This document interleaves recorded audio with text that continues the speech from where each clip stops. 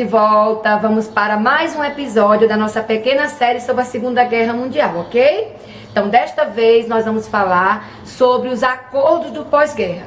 Então, dentre as consequências da Segunda Guerra Mundial, nós vamos falar de dois importantes acordos que foram realizados após a Segunda Guerra. A chamada Conferência de Yalta e a Conferência de Potsdam, ok? Então não esqueçam os recadinhos de sempre. Vamos lá, vamos curtir, vamos comentar, compartilhar. Se não se inscreveram no canal, vão lá e se inscrevam. E não esqueçam de ativar o sininho das notificações, ok? Então, aguardo vocês. Beijos! Bem, amores, então estamos de volta. Vamos prosseguir com as nossas conversas sobre a Segunda Guerra Mundial. Então, no episódio anterior, nós falamos sobre o fim da Segunda Guerra, né, da terceira e última fase da guerra, os principais eventos, né, a derrota da Alemanha, a derrota da Itália e a derrota do Japão e a consequente vitória do chamado Bloco dos Aliados, países vencedores da guerra. Então, nós falamos do fim da guerra na Europa, né, com a rendição da Alemanha em maio de 45, e falamos também do fim da guerra no Pacífico, né, com a derrota do Japão após a explosão das bombas atômicas nas cidades de Hiroshima e Nagasaki e a rendição incondicional do Japão. Com isso, termina a Segunda Guerra Mundial. E aí, nesse sexto episódio, nós vamos falar sobre os principais acordos do pós-guerra. Então, os principais acordos, dois acordos mais importantes que foram feitos para selar, né, o fim da Segunda Guerra Mundial e as consequências que vão ser geradas a partir dos termos desse acordo, ok? Então, nós vamos falar sobre o primeiro desses acordos, que foi a chamada Conferência de Yalta, que aconteceu em fevereiro de 1945, num balneário russo chamado de Yalta, que fica na península da Crimeia, em território da União Soviética. Então, essa conferência teve a participação de vários países que venceram o conflito, mas ela foi liderada principalmente por 3 países: a União Soviética, os Estados Unidos e o Reino Unido. Então, os representantes desses países nesse acordo, que representaram os países nesse acordo, obviamente, foi o presidente americano, o Franklin Delano Roosevelt, né, que era o presidente americano na época da Segunda Guerra, foi ele quem liderou os Estados Unidos em todo o período da Segunda Guerra Mundial, e foi ele também que liderou as decisões dessa Conferência de Yalta, juntamente com o primeiro-ministro do Reino Unido, Winston Churchill, um grande herói de guerra, né, um dos grandes protagonistas da Segunda Guerra Mundial. Nós falamos aqui sobre a Batalha da Inglaterra, em 1940, né, e a atuação de Churchill nessa batalha, e também a condução do Reino Unido na Segunda Guerra Mundial e, principalmente, na elaboração do famoso Dia D, né, do plano do Dia D, da Operação Overlord, que foi uma das principais operações da Segunda Guerra Mundial. E, obviamente, o presidente da União Soviética, né, o secretário-geral da União Soviética, que é relativo ao cargo de presidente, que era o Joseph Stalin, que também foi quem liderou a União Soviética durante a Segunda Guerra Mundial. Então, esses 3 líderes mundiais foram os principais participantes, os que tomaram as decisões nessa famosa Conferência de Yalta em 1945. É bom lembrar, no entanto, que não foi a primeira vez que esses 3 líderes se reuniram. Eles já tinham se reunido antes, 2 anos antes do fim do conflito, em 1943, na capital do Irã, na cidade de Teherã, onde eles realizaram a famosa Conferência de Teherã. Então, foi a primeira vez que esses 3 países se uniram, e o objetivo naquele ano, 1943, era exatamente discutir as estratégias do final da guerra. Então, a Alemanha já estava em processo de derrota, então o fim da guerra já se vislumbrava, e um dos objetivos principais, quer dizer, uma das principais decisões, estratégias que saíram dessa Conferência de Teherã, em 1943, foi a elaboração do famoso dia D, do plano do chamado dia D, né, a Operação Overlord. Então, foi nessa conferência que esses 3 países, né, principalmente Estados Unidos e Reino Unido, eles elaboraram as estratégias de ataque à Alemanha, né, principalmente a estratégia que levou à elaboração do famoso plano do dia D, né, ou a Operação Overlord de 1944. Em 1945, depois já terminada, praticamente no final da guerra, né, porque a guerra já estava praticamente liquidada, faltava só a rendição da Alemanha, que veio em maio de 45, mas em fevereiro desse ano, esses 3 líderes se reuniram nesse balneário de Alta, na Península da Crimeia, e aí realizou-se essa conferência. É bom lembrar que não foram apenas eles 3 que participaram. Outros países participantes do conflito, né, como a França, a própria China, outros países também participaram da Conferência de Alta. Mas a liderança e a tomada de decisões coube a esses 3 países, né, a União Soviética, os Estados Unidos e ao Reino Unido. Os principais objetivos e as principais decisões tomadas pela Conferência de Alta, nessa reunião, foi basicamente a assinatura de um documento que oficializou o fim da guerra. Então, esse documento, que foi assinado por todos os países presentes, praticamente oficializava, colocava um termo oficial, né, um fim oficial, à Segunda Guerra Mundial, foi assinado por todos os países. Então, oficialmente, a guerra já estava, pelo menos em termos documentais, já estava acabada, liquidada. Outra decisão tomada foi a decretação do fim do nazifascismo. Isso foi feito principalmente com a criminalização da ideologia. Ou seja, a ideologia nazista, ou nazifascista, ela foi declarada ilegal, ela foi declarada criminosa, né? Então, todos os símbolos, toda a ideologia, todos os símbolos, principalmente do nazismo, foram banidos, abolidos, né, em todo o mundo. É o caso da suástica, por exemplo, é o caso do Mein Kampf, né, que é a Bíblia do nazismo, o livro que foi escrito por Hitler.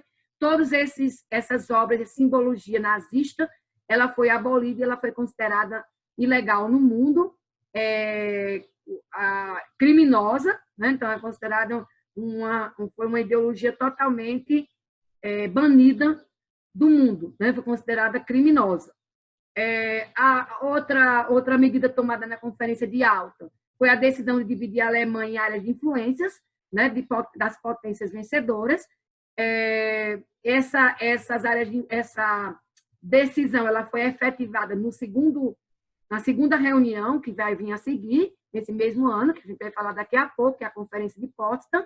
Então, a Alemanha foi o maior país derrotado, né, o principal país derrotado nessa guerra, seria dividida aí em áreas de influência, né, principalmente dividida entre as 4 grandes potências vencedoras, né, Estados Unidos, União Soviética, Reino Unido e a França.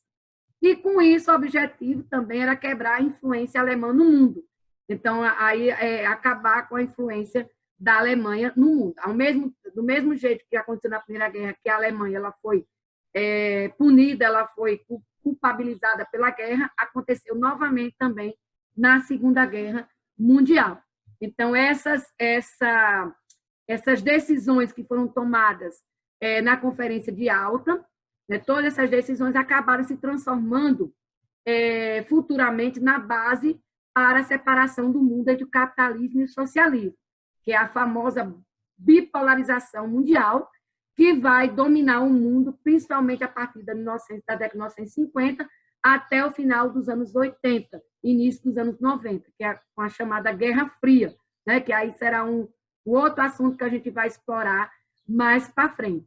Então, essa divisão do mundo em 2 grandes áreas de influência, uma influência capitalista americana e uma influência comunista da União Soviética. Então, a origem dessa bipolarização mundial, ela vai acontecer exatamente nas decisões tomadas na Conferência de Alta. Então, porque uma parte do mundo ocidental, da Europa Ocidental, ficou sob a influência americana, a influência capitalista, e uma parte da Europa, que é a parte oriental, ficou sob a influência do comunismo, a influência da União Soviética. Isso se deu muito em relação à questão de quem libertou os países. Então, os países da parte ocidental da Europa foram libertados, né, pelos exércitos liderados pelos Estados Unidos, né? E os países da parte oriental, da Europa, centro-oriental da Europa, a questão da Romênia, a Iugoslávia, aquela parte a parte centro-oriental da Europa, a Hungria e tudo mais, foram libertados pela União Soviética. Então, houve aí, obviamente, o início de uma influência dessas duas potências sobre essas regiões. Com o passar do tempo, essa influência ela vai se tornando mais do que uma influência, vai se tornando uma dominação, principalmente a partir dos movimentos de reconstrução da Europa, né? Então, aí os Estados Unidos e a União Soviética vão injetar dinheiro, vão ajudar na reconstrução dessas regiões, e aí isso aí vai se tornar uma base para dominar a bipolarização mundial. Mas isso é uma coisa que a gente vai ver em outras conversas. Mas a gente pode dizer, sim, que a origem da Guerra Fria, a origem da bipolarização do mundo, em duas grandes áreas de influência, uma de capitalista sobre o domínio americano e a outra comunista sobre o domínio soviético, vai ser a origem, a base está exatamente nessas decisões da Conferência de Yalta, da forma como eles dividiram aí a influência sobre as regiões que foram libertadas do domínio nazista. A segunda conferência é a chamada Conferência de Potsdam, que aconteceu em agosto de 1945. Quer dizer, já tinha terminado a guerra na Europa, a guerra terminou em maio de 1945, ainda estava terminando aí, já tinha recém-terminado no Japão, né? Então, foi realizado aí na região de Potsdam, que é uma região que fica próxima a Berlim, né? Considerado uma das cidades satélites de Berlim, né? Até um subúrbio de Berlim, alguns colocam assim. Essa conferência de Potsdam, na verdade, ela foi uma espécie de continuação, uma complementação da Conferência de Yalta, né? Porque ela teve a participação dos países vencedores da guerra, mas foi liderada também pelas três potências que lideraram a conferência anterior. No caso, Estados Unidos, Reino Unido e União Soviética. O que mudou aí foram os líderes desses países, com exceção, obviamente, da União Soviética, que continuava sendo o líder Joseph Stalin, continuava sendo secretário-geral do Partido Comunista, né, que é o equivalente a presidente da União Soviética, que não tinha esse título, mas era o mandatário da União Soviética, o grande ditador da União Soviética. Ele só vai morrer em 1953, já tinha se passado quase 10 anos do fim da Segunda Guerra Mundial. Então, ele continuou e participou das duas conferências. Foi o único que participou das duas conferências. Por quê? Porque logo após a Conferência de Yalta, o presidente Roosevelt morre, né? Então, ele acaba morrendo, Roosevelt, e aí quem assume é o presidente Harry Truman. Então, Truman foi quem assumiu, né, quem se tornou presidente americano, e foi quem liderou os Estados Unidos nessa conferência, chamada Conferência de Potsdam. No caso do Reino Unido, houve uma transição de poder, porque o Winston Churchill ele acabou não sendo reeleito, né? Houve as eleições, nesse intervalo aí, houve as eleições para parlamentares na Inglaterra, e ele acabou perdendo essas eleições, e aí quem assumiu foi o que se tornou primeiro-ministro, foi Clement Attlee, que era o primeiro-ministro do Reino Unido nesse período. Então, quem ia para lá era o Winston Churchill, mas acabou sendo substituído por Attlee, que acabou se tornando aí o primeiro-ministro e que liderou o Reino Unido nessa segunda conferência, a Conferência de Potsdam. O único que estava nas duas conferências, obviamente, foi o Joseph Stalin. O objetivo principal, o central da Conferência de Potsdam, né, como eu disse, ela foi uma espécie de continuação da primeira, né, para definir o que ficou ainda, né, pendente, porque quando houve a de Yalta, a guerra não tinha acabado, né, na prática, e essa de Potsdam já foi do fim das batalhas, do conflito, já tinha se cessado todos os conflitos militares. Então, o objetivo central da Conferência de Potsdam era definir o valor que a Alemanha pagaria de indenização aos países vencedores. Né? Então, da mesma forma como aconteceu na Primeira Guerra Mundial, a Alemanha também foi culpada pela guerra, foi culpabilizada pela guerra e foi punida, né? Foi condenada a pagar uma indenização aos países vencedores. Né? Então, isso aí, esse valor estabelecido de indenização foi em torno de 20 bilhões de dólares, então um valor altíssimo, né, que a Alemanha foi obrigada a pagar nessa indenização aos países vencedores. E aí a gente colocou aí nesse gráficozinho aí a divisão, né, desse valor imenso entre os países que venceram. Obviamente, quem ficou com a maior parte foi a União Soviética, 50% desse valor, e aí um dos fatores é exatamente que a gente vai ver, dando um spoilerzinho do nosso episódio da próxima semana, a gente vai ver que o exército soviético foi o que teve o maior número de baixas, né? Então, a maior quantidade de mortos em termos militares na Segunda Guerra Mundial foram soviéticos, foi o exército soviético. Então, 50% de indenização desse valor foi para a União Soviética, né? Até porque foi a União Soviética também que entrou primeiro na Alemanha, né? Que chegou primeiro na Alemanha. Depois, nós temos aí 14% para o Reino Unido, 13,50%, aliás, 12,5%, 50% para os Estados Unidos, 10% para a França, e os outros 13,5% desse valor foi rateado entre os países que venceram, que ajudaram também para vencer a guerra. Mas quem ficou com a maior parte dessa indenização foram as 4 potências vencedoras: União Soviética, Reino Unido, Estados Unidos e a França. Outra proposta também da Conferência de Potsdam era estabelecer como é que se daria a divisão do país, a divisão da Alemanha pelos países vencedores, que foi dividida em áreas de influência. É uma proposta que foi feita na Conferência de Alta e na Conferência de Potsdam foi colocada em prática, né? Foi definidos os parâmetros para colocar em prática essa divisão.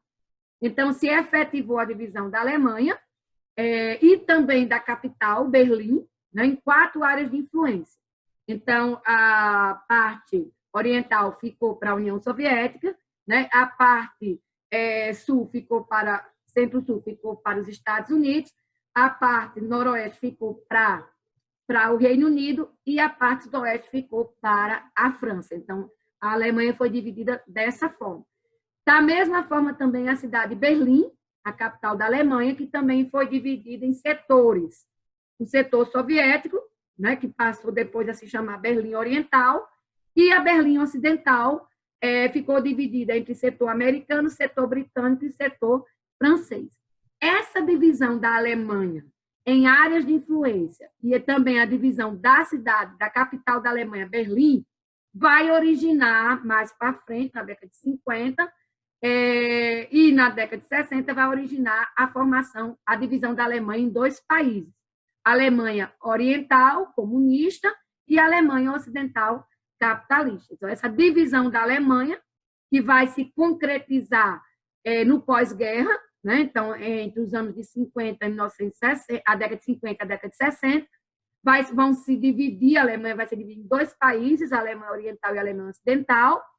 Berlim também vai ser dividida vai ser cortada no meio, né? Então, oficializada com a construção do Muro de Berlim, né? Então, na década de 60 vai ser construído o famoso Muro de Berlim, e essa situação ela vai perdurar até 1990, quer dizer, quando a Alemanha é reunificada, né, pelo Tratado de Maastricht, a Alemanha é reunificada e se transforma, em 1990, se volta a ser novamente um só país. Em 89 foi derrubado o Muro de Berlim, né, a queda do Muro de Berlim, e aí em 1990 a Alemanha se torna novamente um só país. Mas essa situação de 2 Alemanhas, 2 países, 2 Alemanhas, a Alemanha Oriental, a República Democrática Alemã, a Alemanha Ocidental, a República Federativa Alemã, esses 2 países, eles vão a situação vai perdurar durante mais de 30 anos. Né? Então, dos anos 50 até os anos 90, então a gente vai quase 40 anos de uma situação de divisão de um povo em dois países. Tá certo? Então, a base dessa divisão se deu a partir dessa decisão da Conferência de Potsdam, de efetivar aí essa divisão da Alemanha, e passou a ser dividida em áreas de influência. A Alemanha perdeu a autonomia, perdeu a independência e passou a ser controlada pelas quatro potências vencedoras: Estados Unidos, Inglaterra, França e União Soviética. Na Conferência de Potsdam, também foi feito o documento para a criação do famoso Tribunal de Nuremberg, para julgar os criminosos de guerra. Então, o objetivo desse Tribunal Internacional, né, que reunia juízes de vários países, que foi estabelecido no Palácio da Justiça da cidade de Nuremberg, na Alemanha, por isso foi conhecido como Tribunal de Nuremberg. O objetivo foi exatamente julgar os criminosos de guerra. De 1945 até 1949, onde teve uma atuação mais intensa, o tribunal julgou cerca de 199 homens, sendo 21 deles líderes nazistas. É bom lembrar que muitos fugiram desse julgamento, fugiram da Alemanha, né? Então, a gente falou isso aí, quem assistiu o nosso vídeo anterior, nós falamos sobre essa fuga de personalidades, de generais, de líderes nazistas que fugiram principalmente para a América do Sul. Foi o caso de Klaus Barbie, né, o carniceiro de Lyon, foi o caso de Joseph Mengele, né, o doutor Morte, né, que realizava experiências bizarras com prisioneiros nos campos de concentração. Então, esses líderes nazistas, eles fugiram, nunca foram julgados, muitos deles morreram sem nunca terem sido julgados. Foi o caso de Mengele, que acabou morrendo aqui no Brasil, né? Vivendo pacatamente, tranquilamente no interior de São Paulo. Quem não assistiu esse vídeo, vamos lá, e a gente vai escutar bem direitinho essa história. Mas cerca de 21 líderes nazistas acabaram sendo julgados e condenados, a maior parte deles condenados à morte. As acusações do Tribunal de Nuremberg, elas foram desde crimes contra o direito internacional até de terem provocado de forma deliberada a Segunda Guerra Mundial. A maior parte dos líderes nazistas, eles foram condenados à execução, tiveram pena de morte. Um dos mais importantes nazistas que foram julgados e condenados à morte nesse tribunal foi o Hermann Göring, considerado o braço direito de Hitler. Nós já falamos sobre essa figura quando a gente falou lá do nazismo, da ideologia nazista. Então, nós já falamos sobre Hermann Göring, que foi o grande estrategista do governo de Hitler. Ele foi um dos grandes influenciadores da perseguição aos judeus. Era um ultranacionalista, era xenófobo, ele era antissemitista, e foi um dos idealizadores da famosa solução final, né, que era a condenação à morte, a execução dos prisioneiros do campo de concentração, dos prisioneiros judeus nos campos de concentração. Então, ele foi um dos grandes ideólogos, assim, dos grandes inspiradores, considerado o braço direito de Hitler. Então, Hitler escutava muito o Hermann Göring, e ele acabou sendo condenado à morte, mas não chegou a ser executado porque ele se suicidou na prisão, acabou se suicidando na prisão com um comprimido de cianeto, né? Que ninguém sabe como ele conseguiu, mas ele acabou se suicidando, matando na prisão, antes de ser executado. Mas o julgamento dele é considerado um dos ápices, um dos mais importantes julgamentos do Tribunal de Nuremberg. É bom lembrar também, né, para a gente finalizar, que Nuremberg ele se tornou a base do atual Tribunal Penal Internacional.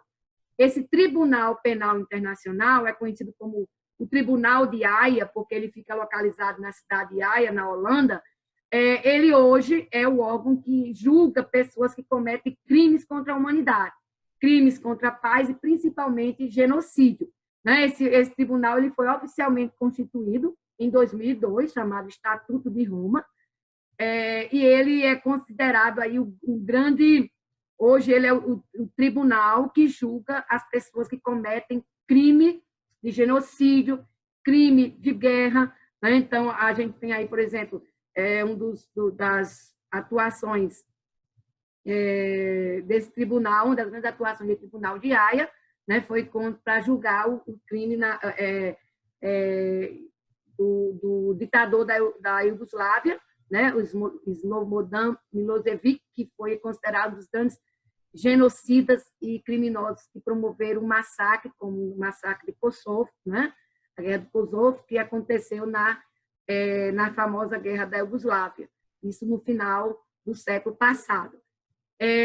Esse Tribunal Penal Internacional, a criação dele representou o primeiro passo na tentativa da preservação dos direitos humanos. Então, é considerado a Corte Internacional de Haia, como é conhecido também, o Tribunal Penal Internacional, é considerado um dos grandes símbolos hoje do direito internacional, ok?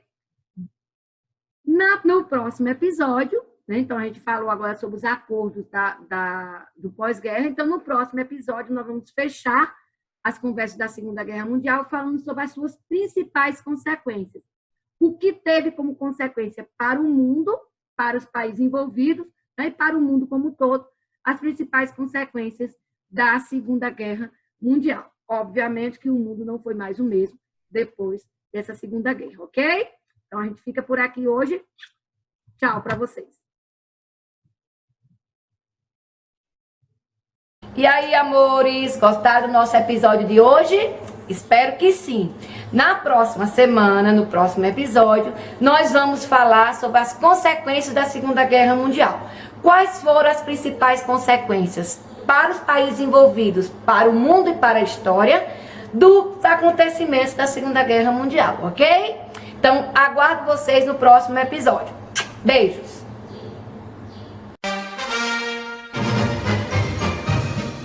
Wenn die Soldaten durch die Stadt marschieren, öffnen die Mädchen Fenster und die Türen, ein